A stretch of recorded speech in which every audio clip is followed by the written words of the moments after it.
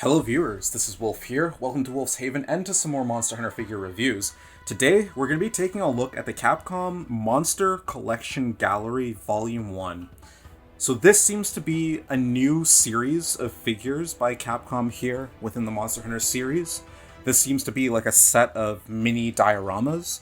This is a set of 6, so we're going to take a look at what's in here, what monsters are included, and just see what these look like, because I'm very intrigued. So if we take a look to the sides of the box, we'll see what's supposed to be included in this, and you'll see that on this side we have Magnamalo, Rajang, and Mizutsune. And you can see what I mean about it being a diorama, because like each one has their own unique base to them, which has like some environment to it. So it's going to be interesting to see how that actually comes through in figure form. But on this side here, we do have Gormagala, Rathalos, and Malzeno. So definitely some cool monsters in here. I'm definitely eager to check them out. So without any further ado, let's jump in and see what we have. So of course we have 6 boxes in here. We'll take a look at them one by one. So the boxes are relatively small. They seem to be around the size as your figure builder miniatures. So let's see what this looks like.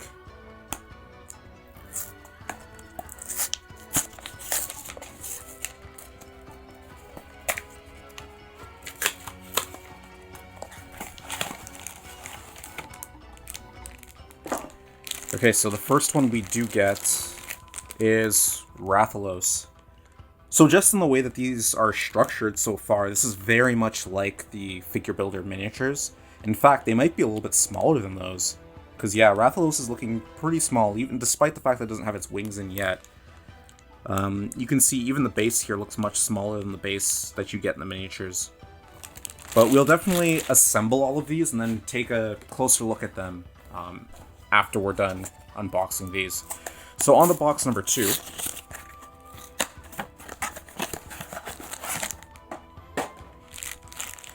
So this one is going to feature Gormagala here. And his wings are looking much smaller here compared to the figure builder. But then of course the base is very different from what we've seen with Rathalos's. So now into box 3.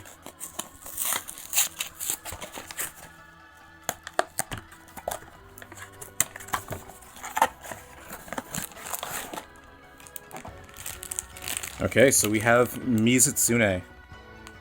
And Mizutsune is actually looking pretty good so far inside the packaging. Can't wait to see what this looks like once we fully assemble everything. So the tail, we have to actually attach the tail onto this. It has a bit of a grassy base.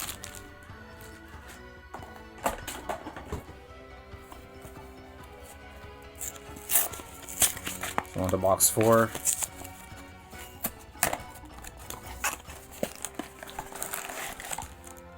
This looks like Malzeno. And it is. So one of the cool things about this Malzeno is that the golds on it do actually look very, very vibrant. They look very shiny.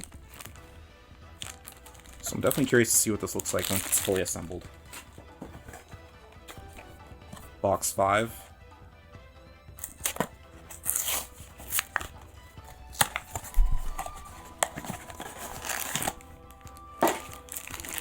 And then this is Magnamalo here.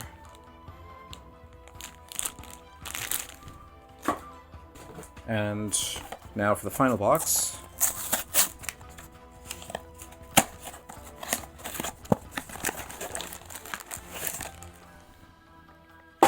So last but not least, we get Rajang. Yeah, those yellows on the back of his body as he's fully charged, that actually does look pretty cool. But yeah, now that we've seen what's in here, let's fully assemble these and then take a look at each individual figure. So here we have all of the figures out of this gallery collection completely assembled and up on their stand. And yeah, this is what they look like here. They're actually much smaller than I was expecting them to be. I can actually give you a bit of a size comparison. For instance, this Mizutsune right here, I actually have my figure builder, the typical figure builder miniature line right over here, and you can actually just compare the size. You can actually see that this one here from the gallery collection is much smaller than this Mizutsune. In terms of detail when comparing the two, I think this one here from the regular figure builder line has a lot more detail onto it. Like this, it's much higher quality compared to this. There's a lot of things that this gallery one is missing, like some of the patterning around the fins, and even some of the scales don't look as detailed either. It's kind of just two-tone for the most part in terms of its colors, just a bit of pink with some yellows, but it's definitely missing some other features there. So definitely a lower quality grade here. It is much smaller, so I guess that is to be expected, but yeah, it is lacking. They are lacking in some regards, but they are very tiny. I think some of the stuff that is kind of cool, though, is the fact that they have their own environment for their bases here. So Mizutsune almost looks like it's standing on a bunch of water with a bit of grass here. But the one thing that I do like is the fact that Mizutsune does look very glossy here, which does kind of give the effect that its body is wet. So that's cool at the very least.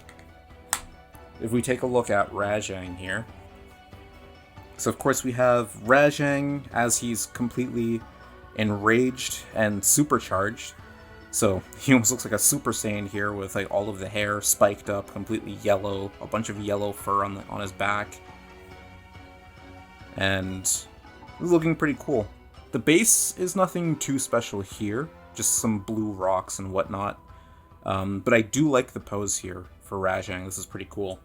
And again, I did bring down my other Rajang here, so you can just see in comparison. You might even be able to see this a bit better compared to the two Mizutsunes. But you can just see how puny this gallery Rajang is compared to the figure builder Rajang. Even with this one not even standing upright on two legs, he's still much taller than this Rajang here. So you can just get a good scale of just how tiny these things are in comparison to the other line of statues. So here, Gormagala. And actually, hold on, before I touch on Gormagala, one thing that I do appreciate about these figures is that some of them, they actually do come with transparent stands to kind of hook them into the base. So it does give the effect that these are, like, you don't notice the stand all that much, so it does give the effect that the figure is kind of just standing there by itself. However, some of the statues that don't really have dynamic poses, which kind of stand on the ground more naturally, they actually don't have any stands. So, for instance, this Gormagala actually doesn't have a pegging spot or anything like that. So you kind of just sit it on the base, and then that's really it. You just call it a day. So this Gormagala here, again, not a whole lot of detail. It's mostly just two-tone. The entire body is just a solid black with some very faint browns around the claws. When you look at the face, there's not really a whole lot going on. You get a bit of scales on the bottom. There is some detail on the interior of the wing, which might be hard to notice, but yeah, you do see a little bit of green and purple on the underside of the wing. But outside of that, there's not really too much going on here with Gormagala. I do like how the base is completely white here. But yeah, this, in comparison to the figure builder Gormagala, this is almost like half the size of it. Like, the other Gormagala is absolutely massive. So now if we take a look at Magnamalo, Magnamalo is another one which doesn't peg into the stand, it sort of just sits there. So we'll get Magnamalo. Again, the colors are pretty flat. They do use a little bit of shading here with some darker browns on the yellows for the tail, and the little blade on his arm, not really that pronounced. You don't really notice it all that much. Just kind of a solid blue for the eye there, and an orange for the background. And yeah, so a bit of orange for the underbody here as well. And the base is kind of cool. I do like a little bit of like the grass effect here on the rocks. But yeah, for the most part, decent enough. And then we'll take a look at Rathalos. So of course, Rathalos suspended in midair by this peg. I do like the base, how we do have like a bit of a volcanic effect here. We have some lava streams in the bottom of this with some molten rock around it. And then on Rathalos itself, of course they do have the pattern, the little black pattern on the interior of the wing here.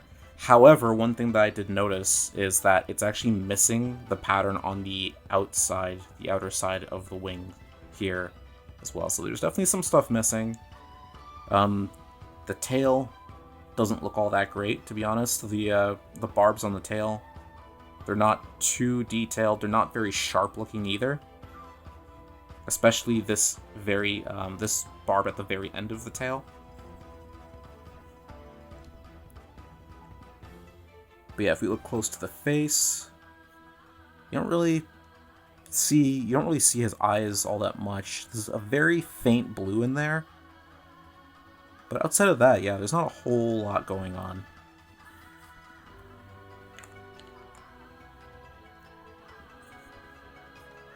And then we'll take a look at the last one, which is Malzeno.